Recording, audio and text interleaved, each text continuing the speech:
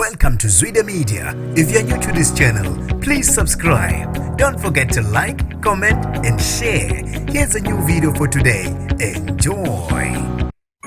Kunzima kowesilisa oselahlekelwe amakhosikazi amahlanu ngoba enenduku encane. Lo wesilisa wase-Alexandra oneminyaka engu-53 uthi impilo isimphendukele njengoba usechithelwe imishado emihlanu ngokuba nenduku encane. Uthi-ke kunzima ukungamnelisa umuntu wesifazane ocansini ngoba uyabaleka akushiye ayofuna abangcono. Le nkinga yakhe yokuba nenduku encane wazala nayo wayithola ngobaba wakhe. Nobaba wakhe-ke wayenenkinga efanayo kodwa umama wakhe akazange amshiye.